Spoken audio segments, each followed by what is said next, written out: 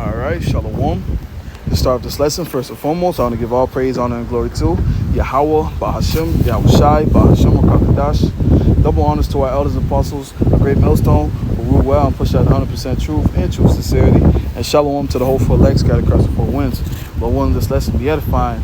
And the title of this lesson is going to be Find Your Pace and Excel in It. Coming into this truth, especially, coming into this truth, young brother, sometimes you may, try to, study too much things at once, or try to get deep breakdowns, too many at once. Everything's gonna come to you. You gotta find your pace. Don't rush the process. Trust in the process. Things take time. Just like, say you want to play a sport. To get better at a sport, you gotta practice. You gotta find your pace. And once you find your pace, excel in your pace. Excel in this truth. Once you find your pace in this truth, excel in it. Lord willing, this lesson be edifying. This is the book of Ecclesiastes chapter 9, verse 10, points in 11. Whatsoever thy hand findeth to do, do it with thy might. For there is no work, nor device, nor knowledge, nor wisdom in the grave whither thou goest. So whatsoever you do with your might. Do it all your strength. In the world, Kobe Bryant, what he said, mama mentality. And you seen what he did. Had that mama mentality for the truth, man. That desire, that determined, that dedication for the truth.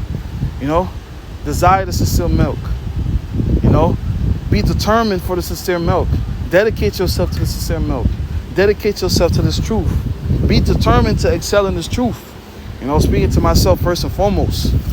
Verse 11, I returned and saw under the sun that the race is not to the swift, nor the battle to the strong, neither yet the bread to the wise, nor yet riches to the man of understanding, nor yet favor to the man of skill, but time and chance happen to them all. And the point that I wanted was the race is not given to the swift. This truth of ours is a marathon, man.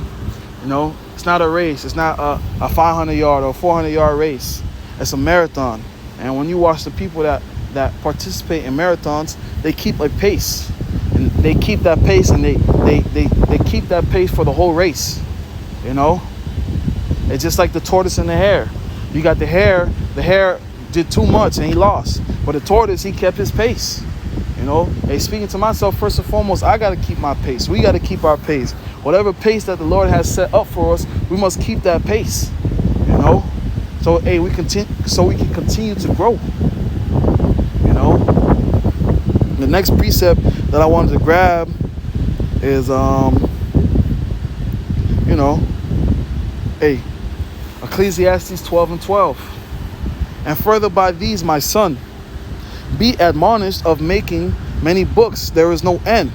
And much is a study, and much study is a weariness of the flesh. A lot of studying, studying in general, worry is the flesh. It brings weariness to the flesh. It makes you tired. So find your pace that you could study at. Whether you be studying for 10 minutes, whether it's study for 15 minutes, whether you study for 20 minutes, 25. Build yourself up. Don't try to sit there and try to force everything to study an hour. You're not going to, retain everything that you learned. You don't want to vomit what you learned. So, find your pace. Work in increments. Build yourself up. Okay, this day I study for 10. Lord willing, next week I can study for 15. Okay, I study for 15. Lord willing, next week I can study for 20 minutes. And so on and so forth. Find your pace. And, Proverbs 25 and 16. Hast thou found honey?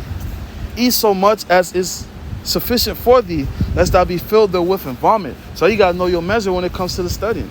You got to know your measure when it comes to, retaining this information.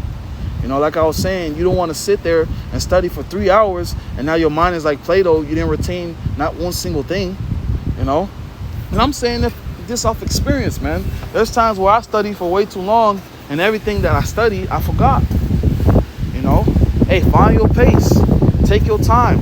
Know what works for you. Know what's good for you. Know what's good for your spirit. Speaking to myself first and foremost, I had to learn what's good for me. And I'm still continuing to learn what's good for me and what's good for my spirit. Because, at the end of the day, our goal is to what? Our goal is to finish.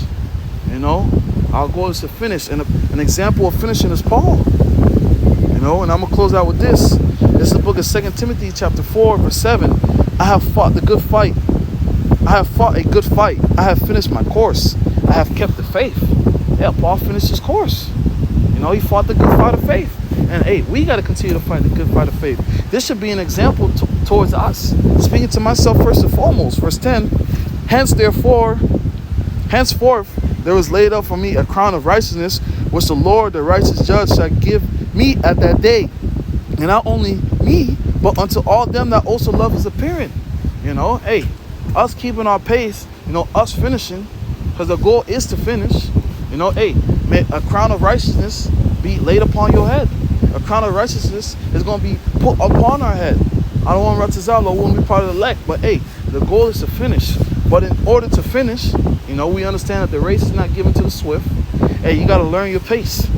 You know, something they say in the world, slow and steady wins the race. You know, no one this lesson was edifying. I just want to give all praise, honor, and glory to Yahweh, Bahashim, Yahushai, Bahashim, Rakakadash. Double honors to our elders and apostles, a great millstone, who rule well and push out the 100% truth and true sincerity. And shalom to the whole elect scattered across the four winds. Lord, one, this lesson was edifying. Until the next time, shalom. Call me.